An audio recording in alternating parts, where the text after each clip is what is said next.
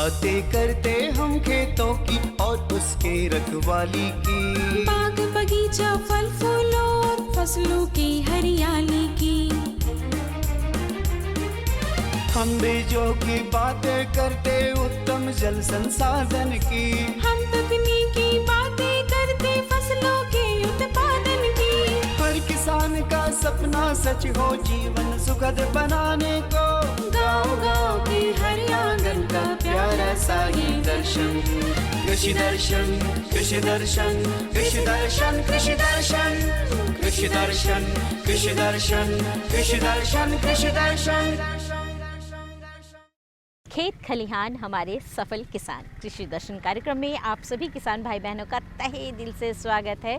रूपा भौजी का जोहार, नमस्कार।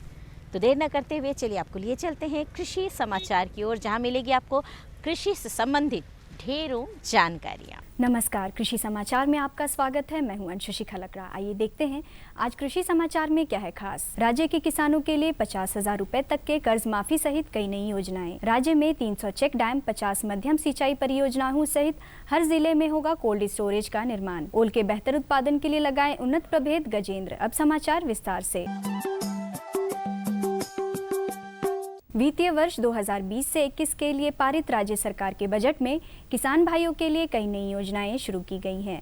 राज्य के किसानों के 50,000 रुपए तक के कर्ज माफ किए जाएंगे। साथ ही अल्पकालीन कृषि ऋण राहत योजना, झारखंड राज्य किसान राहत कोष और धान उत्पादन एवं बाजार सुगमता योजना शुरू की गई है। अब राज्य की बीपीएल महिलाओं के अलावे एपीएल महिलाओं को भी 90% अनुदान पर दुधारू गाय दिया जाएगा।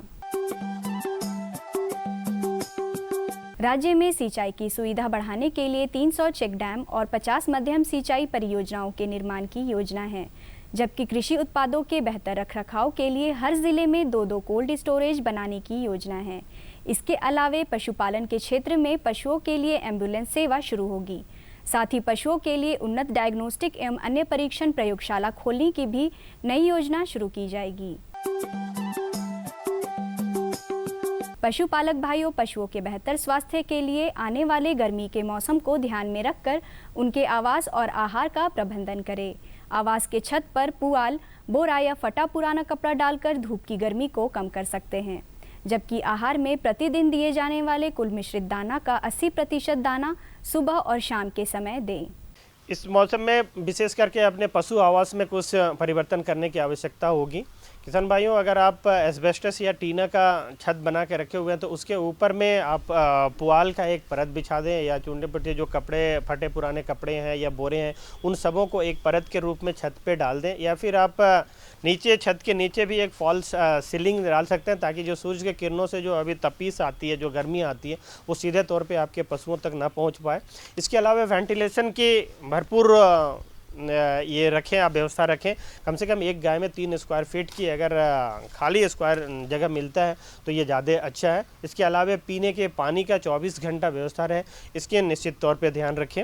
साथ साथ जो दाना मिश्रण खिलाने की व्यवस्था है, इसको पूरा दिन के बजाय सुबह और शाम को अधिक मात्रा में रखें। यानी कहने का मतलब सुबह और शाम में आप 80% तक सुबह और शाम को ही खिलाएं, बीच वाले समय में 10 से 12% दें तो ज़्यादा अच्छा रहेगा।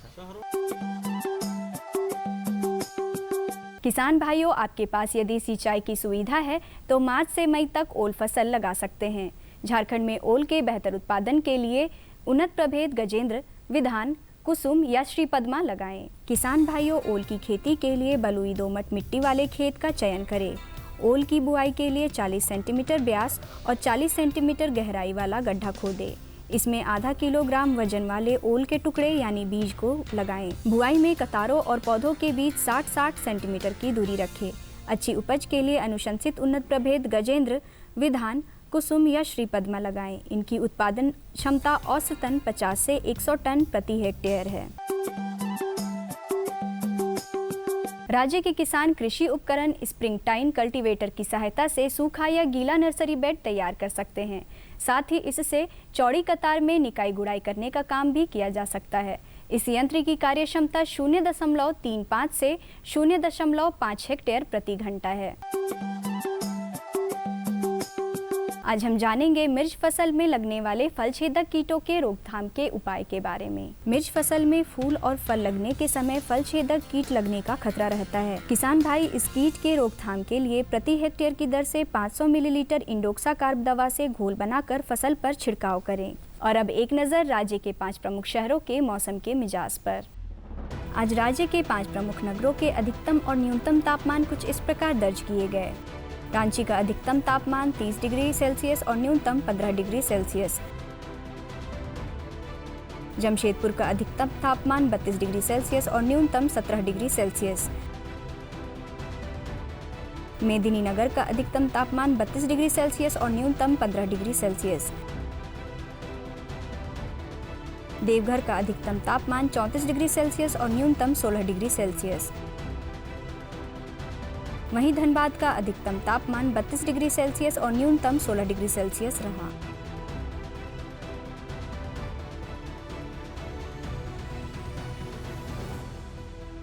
कृषि समाचार में आज इतना ही। अगले दिन अगले अंक में फिर मुलाकात होगी कुछ ताज़ा तरीन खबरों के साथ। तब तक के लिए दीजिए इजाज़त। नमस्कार, जोहार। जानकारी की तो जानकारी का पिटारा तो हम खोल चुके हैं। तो आज की पहली जानकारी जो है वो है बहुस्तरीय फसल से लाभ के बारे में। आइए लेते हैं जानकारी और उठाते हैं लाभ। कृषि योग्य भूमि सीमित है और दिन प्रतिदिन जनसंख्या बढ़ती जा रही है। ऐसे में सीमित संसाधनों के बावजूद एकमात्र विकल्प है उत्पादकता बढ़ाना और साथ ही एक ही क्षेत्रफल पर कई फसलें उगाकर देश के लिए खाद्यान्न एवं सब्जियों की आपूर्ति करना और अपनी आमदनी को बढ़ाना। किसान भाइयों, बहुस्तरीय फसल प्रणाली जैसा कि इसके नाम से ही इंगित होता है कि इसमें एक ही निश्चित समयावधि में एक निश्चित भूभाग पे एक से अधिक ऊंचाई वाली फसलों का समायोजन इस प्रकार से किया जाता है कि जो भी हमारी उपलब्ध संसाधन हैं उनका बेहतर तरीके से हम इस्तेमाल कर सकें। जैसा कि हमने बताया कि इसमें एक से अधिक फसल ली जाती है, तो इसमें जो एक फसली हमारी परंपरागत खेती प्रणाली होती है जिसमें एक समय में हम किसी एक ही फसल की खेती करते हैं, तो उसकी तुलना में हमें अधिक समय तक उपज प्राप्त होती है और अधिक समय तक हमारा आय का प्रवाह बना रहता है। क्योंकि एक फसली प्रणाली में एक समय में एक ही फसल की तुड़ाई होती है, तो जो भी उसका बाज़ार भाव उस समय होता है वही हमें मजबूरन लेना पड़ता है। लेकिन बहुस्तरीय फसल प्रणाली जब हम इस प्रणाली का अपने खेती में उपयोग करते हैं तो अलग अलग फसलों को हम इस प्रकार समायोजित करते हैं कि उनकी तुड़ाई का जो समय होता है वो अलग अलग होता है। तो इस प्रकार अलग अलग समय पे हमें अलग अलग फसलों की तुड़ाई से उपज प्राप्त होती है और उसके हिसाब से जो उसका बाज़ार भाव होता है तो वो हमें मिलता है। किसी एक फसल का अगर बाज़ार भाव कम है तो अन्य फसलों से उसकी क्षतिपूर्ति हो जाती है। बहुफसली कृषि प्रणाली से प्रति इकाई भूमि में विविध फसलों को एक साथ उगाकर कृषि आदानों जैसे पानी और पोषक तत्वों का कुशल उपयोग किया जाता है।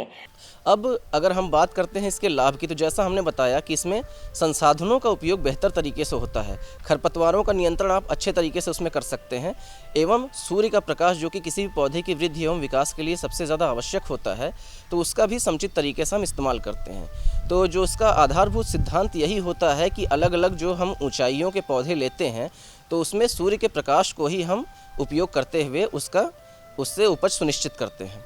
इसको अगर हम ध्यान देते हैं तो ये मुख्य रूप से दो चीज़ों पे आधारित होती है। एक सब्जी आधारित बहुस्तरीय फसल प्रणाली का हमारे किसान भाई चुनाव कर सकते हैं और दूसरा फल आधारित बहुस्तरीय फसल प्रणाली का भी चुनाव किया जा सकता है। इसके अलावे बहुस्तरीय कृषि प्रणाली से उत्पादन विविधता बढ़ती है, पर्यावरण का संरक्षण होता है, भूमि की उर्वरा शक्ति बढ़ती है, वर्ष पर्यंत रोजगार का अवसर प्राप्त होता है और फसलोत्पादन के कारण परिवार की खाद्यान्न, सब्जी, मसाले, फल इत्यादि की आवश्यकता की पूर्ति हो जाती है। जैसा कि हम जानते हैं कि सबसे पहले हमें क्या करना है कि जो हमारी कंद वर्गीय सब्जी है, चाहे ओल हो या अदरक हो या हल्दी हो, इसको हम फरवरी से मार्च माह में इसकी बुआई कर देते हैं। इस समय बुआई करने से हमारा फ़ायदा क्या होता है कि चूँकि हम इस खेती को इसी माह में शुरू कर रहे हैं, तो इसके बाद हम नियमित अंतराल पे दूसरी भी सब्जियों को लगाते रहते हैं। जैसा कि हम देख रहे हैं कि ओल की या किसी भी कंद वर्गीय सब्जी की जो बुआई होती है इनकी, ये काफ़ी थोड़ी सी गहराई पे होती है। इसके बाद इसी के बीच में अगर हम ओल ले रहे हैं जैसे, तो ओल के बीच में हमको कुछ जगह खाली रखनी होती है और वहाँ पे हम पपीते की खेती करते हैं। तो पपीते के हमको ऐसी प्रजातियों का चुनाव करना है जो गाइनोडाइसिस टाइप की हो, जिसमें प्रत्येक पौधे में फल आता हो। तो बीच में भी हम, और इसके अलावा भी जो प्लॉट हमारा जो भूभाग निर्धारित किया गया है उसके किनारे किनारे भी हम पपीते के पौधों को लगा सकते हैं। और इसके बाद हम जो देखते हैं कि भूमि हमारी नीचे खाली पड़ी रहती है, क्योंकि इस समय तक हमारे ओल के पौधे का या अदरक के पौधे का जमाव नहीं होता है। तो जो भूमि खाली है उसमें हम पत्तेदार सब्जियों का चुनाव करते हैं। उससे हमारे दो फायदे होते हैं, एक तो अतिरिक्त आमदनी भी हमें प्राप्त होती है और दूसरा खरपतवारों का भी अच्छा नियंत्रण हम कर लेते हैं। इसके अलावे लत्तर वर्गीय सब्जियों या कद्दू वर्गीय सब्जियों के साथ साथ पत्तेदार सब्जियों की खेती की जा सकती है। लत्तर वर्गीय सब्जियां या कद्दू वर्गीय सब्जियों का चुनाव करते हैं, जैसे करेला एक हमारे लिए फ़ायदेमंद सौदा हो सकता है। तो इसका जब हम चुनाव करते हैं तो इसके लिए हम एक संरचना का निर्माण हमें करना पड़ता है जिसपे हमें उसको सहारा दे सकें। तो किसान भाइयों, चाहे हम मचान बनाएं चाहे बांस का इसके लिए संरचना का इस्तेमाल करें, जब तक हमारा ये लत्तर वर्गीय सब्जियों को लगाने का समय होता है तब तक पपीते की अच्छी वृद्धि हो चुकी होती है और कुछ समय बाद उस संरचना के ऊपर उसका पौधा वृद्धि कर जाता है और ऊपर उसका फैलाव होता है। हम जो इसमें ओल का या अदरक का या हल्दी का चुनाव करते हैं उसका एक फ़ायदा ये भी होता है कि जब हमारी कद्दू वर्गीय सब्जियों का ऊपर फैलाव होता है तो उसकी छाया में भी ये अच्छी वृद्धि कर पाती हैं। तो इस प्रकार से अगर हम देखते हैं इसकी तुड़ाई के समय का, तो सबसे पहले हमारी पत्तेदार सब्जियों की तुड़ाई होती है, फिर कद्दू वर्गीय सब्जियों की तुड़ाई होती है, फिर हम जो हमारी भूमिगत जो कंद वर्गीय फसल लिए हैं उसकी तुड़ाई होती है या उसकी खुदाई होती है, और सबसे अंत में हमारी पपीते की तब तक फसल तैयार हो जाती है। बागवानी वाले फलदार फसलों में आम, लीची, अमरूद इत्यादि की भी खेती की जा सकती है। तो इसमें हम जानते हैं कि जो हमारे प्रचलित बाग लगाने की व्यवस्था होती है, जैसे अगर हम आम, लीची, कटहल इन जैसे बड़े पेड़ों का चुनाव करते हैं उनके बाग लगाने के लिए, तो अधिक दूरी पे हमें इसको लगाना होता है। जैसे अगर हम आम की ही बात करते हैं तो 10 गुणे 10 मीटर पे इसे हम लगाते हैं, जो प्रचलित हमारी प्रजातियां हैं उनको लेके। तो जो बीच का हमारा भूभाग खाली रहता है उसमें हम कम फैलाव वाले, कम ऊंचाई वाले और उसके साथ ही अधिक जल्दी फलन वाले पौधों का चुनाव करते हैं। जैसे अमरूद और नींबू के पौधों का हमारे झारखंड की परिस्थितियों में चुनाव किया जा सकता है। तो आम की तुलना में इनमें फलन जल्दी प्राप्त होता है और ये कम ऊंचाई के होते हैं और उसी भूमि में हमें अतिरिक्त आमदनी देते हैं। बहुस्तरीय कृषि प्रणाली से न केवल संसाधनों का समुचित उपयोग किया जा सकता है, बल्कि एक फसली कृषि प्रणाली की तुलना में कई गुना लाभ कमाया जा सकता है। मैंने कहा था जानकारियाँ हमारे पास और भी है, तो दूसरी जानकारी है दलहनी फसलों की कटाई व भंडारण के बारे में। आइए लेते हैं जानकारी। भारत में चना, मटर, अरहर, मसूर सहित कई प्रकार की दलहनी फसलों की खेती की जाती है। आमतौर पर एक किसान अपनी उपज का बड़ा हिस्सा भोजन, बीज एवं बिक्री के लिए भंडारित करते हैं, लेकिन सही ढंग से भंडारण नहीं किए जाने की वजह से अनाज की गुणवत्ता और मात्रा में कमी आती है। इस गुणवत्ता को बरकरार रखने के लिए बीजों की नमी, तापमान, भंडार गृह की सफाई, कीटों के नियंत्रण संबंधी जानकारियों का होना आवश्यक है। जैसा कि किसान सभी जानते हैं, आप सभी जानते हैं कि झारखंड प्रदेश में रबी फसल में दलहनी फसलों की खेती की जाती है और मुख्यतः खरीफ फसल में भी दलहनी फसलों की खेती की जाती है। तो खरीफ फसलों में मुख्य रूप से जो झारखंड में दलहनी फसल जैसे अरहर का बुआई करते हैं और करीब 7 से 8 महीने के बाद उसकी कटाई शुरू कर दी जाती है, लगभग फरवरी महीने के अंत में। तो इस समय लगभग किसान को जानना चाहिए कि कैसे हम पहचानें कि कटाई का उचित समय हो गया है। तो किसान भाइयों से मेरी जो अपील है, जो जानकारी दे रहे हैं, उसमें जब किसान भाई देखेंगे कि अरहर की फसल में जब जो फली है लगभग 80% पक जाए, 80% जब पक जाए तो उस समय आप कटाई कर दें। कटाई करने के बाद उसको 7 से 10 दिन जैसे आप उसको बंडल बना के धूप में सूखने के लिए छोड़ दें। सूखने के बाद जो है उसको दौनी करते हैं, डंडे से झाड़ कर उसका दाने को अलग कर लेते हैं और दाने को अलग करने के बाद उसको फिर धूप में 1 सप्ताह 10 दिन सुखा के और सीड बीन जो सरकार की योजनाओं के द्वारा भी किसान को दिए जाते हैं, सीड बीन में उसको रखेंगे।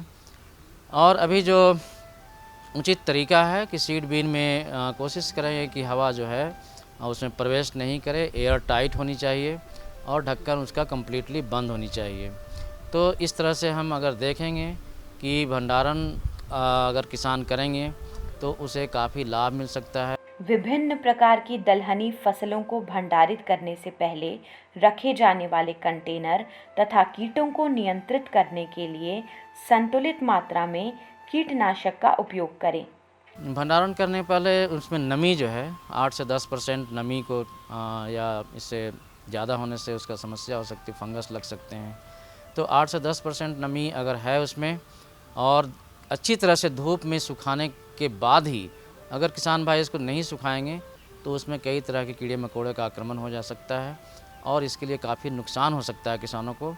इसलिए 2-3 बातों को तो अवश्य ध्यान रखना है कि धूप में अच्छी तरह से सुखाने के बाद और सीड बिन में या कोई भी स्टोरेज जो उनका पास रिसोर्स है उसको एयर टाइट होनी चाहिए और उसमें सिंधवार या जो भी बताया अभी केमिकल में भी जो कुछ दवाएं हैं उनको डाल के भंडारण करेंगे तो इस तरह से उसको समस्या नहीं होगी। भंडारण से पहले भंडार गृह की साफ सफाई आवश्यक करें। भंडारण पूर्ण दरारों और छिद्रों को अवश्य भर दें।